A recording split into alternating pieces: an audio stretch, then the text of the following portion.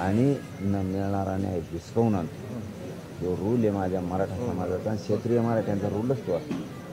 कुठलं लढाईवर निघाल्यावर समोरून सांगायचं तुम्ही या आणि मग तुम्ही हारल्यासारखं करा. आपल्याला ते जमत नाही. सरळ निघतं, सरळ. सगळ्या मंत्र्यांना माहिती. मंत्री का आले नाही तर त्याचं खरं कारण मला जे वाटलं ते सांगतो. एकाला यायला तोंड नाही, सगळे यायचे संपले. सगळ्यांना माझ्या मराठ्यांनी वेळ दिल्या. मग जाऊन तिथं करावं काय, आता बोलू काय? फक्त हे उपोषण मला समाजाने क्लिअर करून द्यायला पाहिजे होतं. मग सरकारला कळलं असतं काय कचकासतोय ते.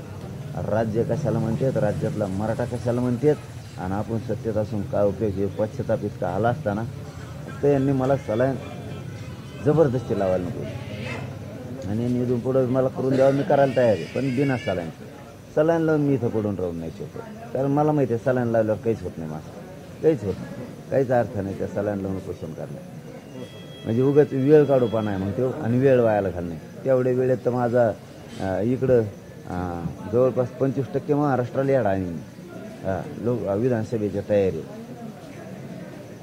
आता दरेकर फरेकर सगळे ओठणीला आणतो मी. आता त्याच्या सरची नागपूर बी आणतो ओठणीला. मग आता त्याला नाहीत गप्प बसायचं ना, तर त्या सरशी सगळे ओठणीला आणतो मी. थांब म्हणा तो ह्या बोलण्यामुळं तू मागून तुला मागूनच घालायला लागतं का वाबी. पुढून तर येतच नाही तू.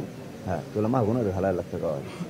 पण बाकीचे जे ओरिजिनल निवडून येतात ना, तो ह्यामुळं त्यांना इतका फटका बसणार आहे म्हणा. बाळा तू फक्त बघ माझ्या, तू फक्त माझ्या बघ. तू नाही दम खायचा सगळं भाजपाचं. तू म्हणजे हे 2-3 जण कीड लागलेली फडणवीस साहेब, हे 2-3 जण भाजपला लागलेली किडी. तुझी 5-7 जण आहेत नाही, किडी भाजपला लागले. पण तुम्हाला सलाईन रात्री समाजाच्या दबावामुळे लागली का सरकारने जबरदस्ती दिली? सरकारला असं वाजवितो मी. सरकार फारकार माझा समाज ऐकत नाही. माझा समाज रडायला लागला मोठं मोठं. तुमचं होते का नव्हते मला नव्हतं मध्ये बांधव. कारण मला रात्री जास्तीचं नव्हतं समजत. मला जे वाटतं ते मी खरं बोलतो. मला जास्तीचं समजत नव्हतं. मी फक्त आरडत होतो की मला लावू नका. पण मला इतकं पॅक केलेलं होतं की मी कसलीच हालचाल करू शकत नाही. सरकारचे टप्पर बी नाही आपल्याला बळच सलाईन लावा. शेवटी समाजाला वाटतं तुम्ही पाहिजेत. तुम्ही असाल तर ती 4 महिने लेट मिळेल तर तुम्ही देता आरक्षण. आणि तुम्ही असल्यावर समाजाला दिशा मिळेल. तुम्ही असल्यावर सरकार बी धोरणाला लागेल. आणि तुम्ही असल्यावर समाज बी एकजूट राहील. नाही तर सगळे सायरा बाहेर होते. त्यामुळे तुम्ही पाहिजे लावली मग सलाईन लावून पडून राहून उपयोग नाही. हे मला समजतं. काही अर्थ नाही.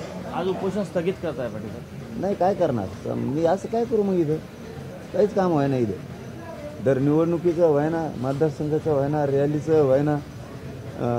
लोक माझ्याकडे ते त्यांना बोलणं व्हाय ना. माझं सलाईन लावून काय पडून उपयोग आहे? काय उपयोग नाही त्यात. महिनाभर पडून राहिलं तर काय अर्थ? म्हणजे वेळ काढूपणा आहे मग ते. मी म्हणजे माया मनाला असं समजतं मी ती वेळ काढूपणा आहे. म्हणजे आता निवडणूक जवळ आली आणि मी सलाईन लावून झोपून राहू. किती मूर्ख आहे मग मी. बिना सलाईनचं करतो. मग हो दे टक्कर समाज सरकारची माहिती. मग टक्कर खेळायला तयार आहे मी. मला बेगडेपणाचा उपोषण असो आंदोलन असो नाही आवडत. बेगडाटपणा मी नाही करू शकतो.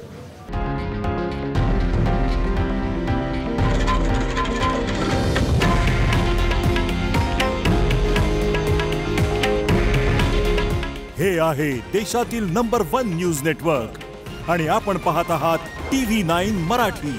काळजी तुमची, हित महाराष्ट्राचं.